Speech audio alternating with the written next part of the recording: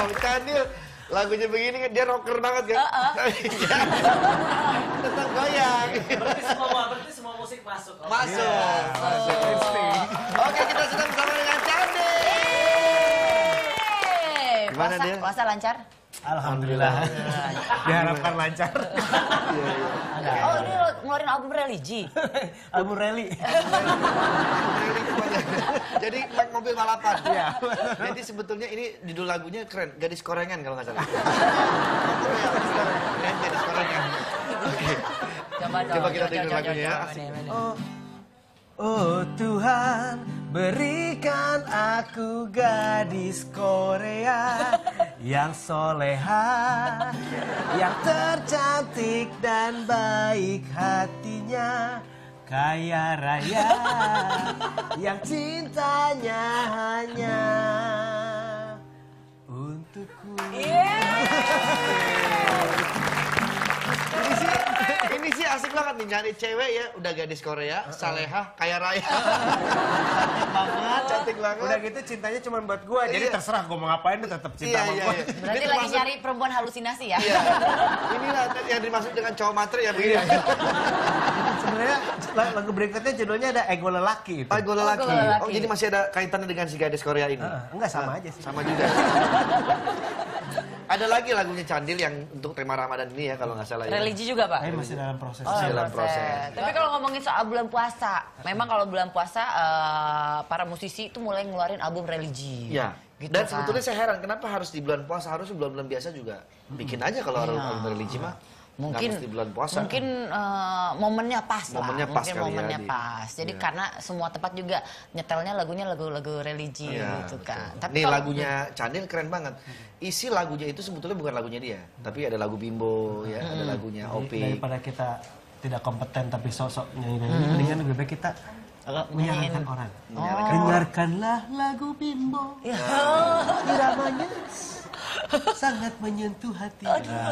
Jadi dia bikin lagu sebenarnya mempromosikan lagu orang lain. Iya. Apa bagus sih. Daripada kita itu ngaco kan. Tapi berarti kalau misalnya masih bulan puasa juga tetap nyanyi lanjut ya? Lanjut. Kan itu kan mulut mangap terus tuh. Ya, katanya Ada yang game juga ada. ada yang Yang game. lip sync. Tapi katanya ada orang katanya kalau misalnya baunya orang lagi puasa, bau mulutnya tuh katanya luar biasa wanginya. Itu Iya. itu kalau kita tetap menggunakan mulut kita kan kadang-kadang aus ya, dahaga ya. Ini ada tips-tips gak ya kalau misalnya mencegah bau mulut saat bulan puasa? Iya, oke. Ada nih. Tipsnya yang pertama adalah jangan ngomong. Jangan ngomong. Diam ya. Kemudian perhatikan kebersihan gigi. Gunakan mouthwash. Mouthwash. Jadi bila perlu ya, itu bila perlu. Perbanyak makan sayuran dan hindari makanan yang mengandung gas dan lemak. Jadi jangan makan gas ya. Tapi biasanya ya kalau bulan puasa itu jam-jamnya ngantuk tuh jam-jam 10 ya. Jam 10, jam 11. Sama jam siang, jam 2, jam 3 tuh Terus udah mulai ini, tuh. tapi ini ngaruh banget loh kalau kita sahurnya makan nasi, jam 10 tuh berasa banget Lapar. Makan laparnya nasi. gitu. Iya. Beda kalau kita cuma makan yang roti selai nasi. gandum. Itu malah lebih tahan karena Jadi seratnya gitu. lebih banyak kali ya. Jadi lu ini mau bagus kasih nih. tips Tips bagus mendingan nih. jangan makan nasi ya. Ya. Jadi lebih banyak mengandung serat ya supaya bisa menahan lebih lama. Kalau ya. jam-jamnya mulut mulai kering gitu-gitu jam-jam siang ya. Siang. Udah agak tuh Nah kan. itu kemarin kalau beli yang serat itu mungkin agak mahal. Ada yang saya beli di toko besi, serat-serat itu murah, cuma 3.000 selembar gitu. Itu namanya serat. Itu serat tembaga itu udah. Mau meci. Minumnya aqua. Wah, kalau itu sih tahan banget tuh. Tahan banget, tahan. Dia mau nambal, Pak.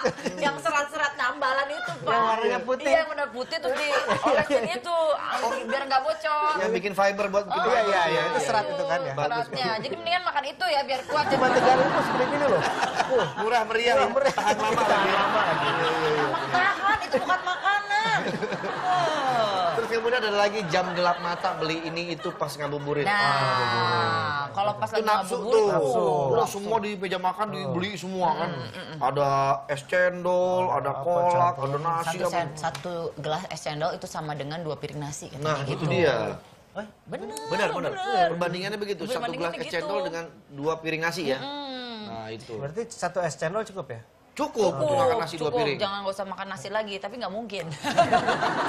Itu udah kayak itu ya, habit ya. Iya. Ini mesti ketemu nasi gitu. Iya. Terus ada jam-jam nanggung tuh jam-jam apa ya? Habis sahur. Nah, habis habis sahur sahur. biasanya pengennya tidur. Iya, padahal nanggung kan sholat subuh Iya, dulu mestinya. Kalau puasa terus kita tidur boleh nggak tuh kira-kira? Boleh. Boleh. Masih tidur. Daripada ngerampok sih lebih baik. Mendingan tidur. Oke, ini ada 5 tips sehat. Yang pertama adalah tidak makan sebelum lapar dan tidak berlebihan dalam makan. Tuh, itu tips bagus banget. Jadi, makanlah sebelum lapar dan berhentilah sebelum kenyang. Iya betul. Itu tuh. Oke, kemudian selanjutnya makan dengan tangan kanan. Tangan kanan. Karena Menurut penelitian, ketika makan dengan tangan kanan, maka yang aktif adalah otak kiri. Otak kiri. Yang sifatnya selalu teratur dan berpikir. Sedangkan jika menggunakan tangan kiri, yang memiliki sifat imajinasi dan acak. Jadi makan dengan tangan kiri berdasarkan penelitian kurang cocok. Karena kan dia kalau makan kiri pakai otak kanan yang bekerja, sementara otak kanan itu sifatnya ngacak. Jadi kalau makan pakai tangan kiri, Kadang-kadang kalau paling gak enak itu makan pakai tangan kalau lagi banyakan gini ya. Iya. Misalnya kita nggak kenal, keliru Iya. kalau makan di tempat Restoran, makan, tempat makan gitu restoran kan. ngajak. nah ngacak, ambil makanan orang ini. Bisa ribut kan nanti kan.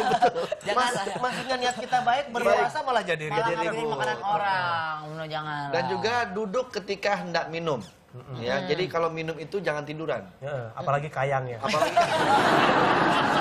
susah ya. Masuknya kayak hidup. Repot ya. Repot. Ini aja tips berikutnya adalah Iya. cepat tidur dan cepat bangun. Cepat ya berarti ya? Iya. Cepat berarti. Tidur dan cepat bangun. Ya. Berikutnya adalah seringlah berpuasa. Jadi menurut penelitian berpuasa itu merupakan metode ampuh untuk menahan diri. Jadi memang seharusnya sebelum masuk bulan Ramadan emang harus dilatih Iya. puasa. Nah, bagaimana kalau seandainya tengah malam tiba-tiba lapar dan juga roncongan perut? Oh, delivery service. Rasa lapar di tengah malam itu sebenarnya hanya merupakan sensasi seseorang yang masih Iya, memiliki untuk tapi saya- mindset dong, mindset ini harus mindset kita. Malam-malam kan suka lapar lagi kan? Pernah nggak sih? Biasanya langsung ke kulkas tuh. Iya. Iya kan? Nyari makanan di kulkas ada apa? Nggak ada makanan, botol di minum. Saya biasanya menyelesaikannya dengan mie instan.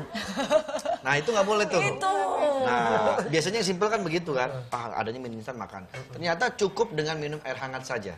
Oh, jadi kalau misalnya tiba-tiba lapar malam-malam, itu jangan makan, mendingan minum air hangat aja, karena dia akan nggak aus lagi gitu. Iya, memang di mana-mana gitu. Kalau nggak bikin makanan yang ribet. Mungkin makanan Jadi yang pas- ribet.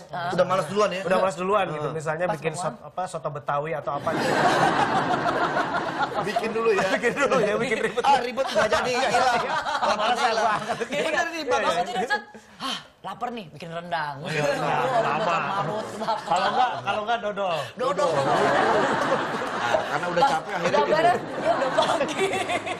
Nah, Esti, ngomong-ngomong tadi kamu sebut mie instan. Itu menurut saya mie instan itu makanan terenak di dunia menurut gue ya. Iya. Iya nggak sih? Tapi katanya bikin gemuk katanya. Makanya aku mendingan sekarang udah mulai ngurangin makan Mie mie instan. instan. Jadi aku ngurangin jatahnya orang makan mie Oh, tetap instan. makan. Nah, ini ada info sejarah tentang mie instan.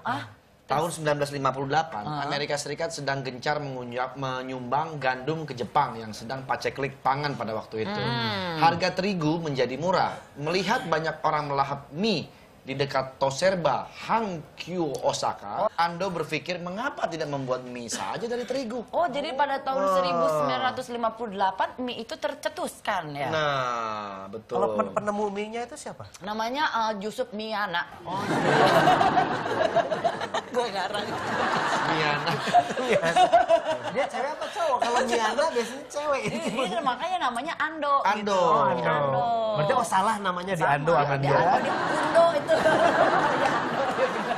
Jadi Ando mulai mewujudkan impiannya dengan membeli mesin pembuat mie. Dan bereksperimenlah dia membuat mie instan di halaman belakang rumahnya. Nah, Ando membawa contoh mie instannya ke sebuah toko serba ada. Ternyata ludes di hari itu juga tanpa sisa. Dan Ando pun akhirnya mendapatkan untung dan akhirnya sekarang Ando menjadi Kaya raya. Power Ranger. Tapi memang mie instan tuh paling, gila deh. Makanan paling murah meriah tapi endes itu. Endes Mie banget, instan. Sampai iya. sekarang saya masih masih tahap Mungkin kalau- pengobatan kecanduan mie. Dan sekarang kita akan lihat tayangan tentang fakta dari mie instan. Ini dia. Siapa yang tidak tahu dengan makanan ringan yang satu ini? Ya, mie instan. Makanan yang akrab dengan semua kalangan dan cukup mudah dalam penyajian ini mempunyai beberapa fakta menarik di dalamnya. Ingin tahu seperti apa? Berikut informasinya. Banyak yang mengatakan jika terlalu banyak mengkonsumsi mie instan membuat orang gemuk. Faktanya, jika dikonsumsi secara normal, mie instan tidak akan menyebabkan gemuk. Itu dilihat dari jumlah kalori yang dimiliki mie instan dengan jumlah kalori sekitar 460 kalori per 100 gram. Dan pada satu sachet mie instan, biasanya hanya terdapat 60 gram. Jadi, dalam satu sachet hanya berisi 267 kalori. Sedangkan kebutuhan kalori orang dewasa dengan berat 55 kg sekitar 2000 kalori. Jadi, kalau seseorang mengkonsumsi 4-5 bungkus per minggu, kalori per harinya hanya 200 kalori yang merupakan 1/10 dari kebutuhan kalori per hari. Setelah Perang Dunia Kedua, seorang pria keturunan Taiwan bernama Momofuku Ando atau yang memiliki nama lain Wu Paifu mencoba memberikan solusi untuk warga Jepang yang menderita kelaparan. Dia membuat mie yang bisa diawetkan pada tanggal 25 Agustus 1958. Dia memasarkan produknya yang merupakan mie setengah matang yang diberi nama Chicken Ramen. Dijual dengan harga 35 yen yang merupakan harga yang sangat mahal pada masa itu. Dan mie instan pertama kali di dunia itu menjadi barang kebutuhan yang sangat mewah. Di Osaka, Jepang, ada sebuah museum bernama Cup Noodles. Museum ini dibuat untuk menampilkan sejarah produk dan perjalanan mie instan. Di museum ini, pengunjung bisa membuat ramuan mie instan sendiri. Dan museum ini menyediakan 5.460 kombinasi rasa. Dari data World Association Mie Instan pada tahun 2013, permintaan global Cina untuk mie instan adalah yang tertinggi, di mana warga Cina mengkonsumsi 46.220 juta bungkus mie instan. Bahkan ada salah satu merek terkenal yang bisa ditemukan di mana saja.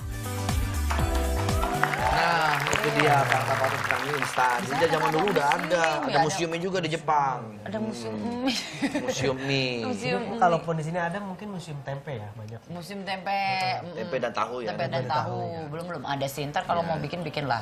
Ya. Oke, saya mau nanya dong ke Candil sendiri. Apakah rambut Anda ini terinspirasi dari mie juga? Instan ya. Mie instan. Dulu kelihatannya kalau Candil nih wajah-wajahnya dulu kecil sering banget mandi hujan ya, main hujan. Kenapa? Biasanya kalau ada hujan, rame-rame sama anak-anak kampung keluar. Oh iya, aku karena becek-beceknya itu yang seru tuh. Nyebur-nyeburnya itu. Kalau misalnya hujan kan kata mama kalau aku ya kalau kehujanan, aduh aku tuh nggak pernah boleh kehujanan mama aku. Aku langsung di ronsen kalau aku kehujanan. Waduh, Nggak boleh sakit sedikit pun. Jadi mungkin kena rambut kali. Padahal kalau kena air hujan, apalagi hujannya gerimis ya, kalau hujannya deras katanya nggak apa-apa, kalau hujannya gerimis langsung harus dicuci rambutnya. Iya betul, suka dipok-pokin pakai air bersih juga gitu. Itu maksudnya apa ya? Ya katanya berbahaya, tapi apakah mitos atau enggak? Tapi ini kita lihat ada artikel di mana hujan berbahayakah bagi rambut? Nah, ada yang bilang kan air hujan dikatakan dapat menyebabkan masalah kerontokan. Setelah air hujan cukup lama turun, maka kandungan polutan dan kotor lainnya sudah mulai larut. Makanya ada yang bilang kalau hujan yang masih gerimis-gerimis itu yang bahaya. Karena masih ada polutan dan kotorannya. Tapi kalau turunnya udah deras, udah banyak, itu udah larut. Air hujan juga dipercaya dapat membuat rambut itu mengembang. Jadi kayak tapioka ya. Kayak ragi. Rambut yang basah akibat air hujan itu cenderung keringnya itu lebih lama dibandingkan dengan air biasa. Itu fakta-faktanya soal air hujan. Ini kayak kena air hujan ya, ngembang jadi. Kenapa kembang memang? Cuma serbuk roti gitu. Pakai ragi, Pak. Ya udah, habis ini kita akan bahas lagi yang lebih seru. Masih sama Mas Candil, jangan kemana-mana, tetap di Pagi-Pagi Semangat!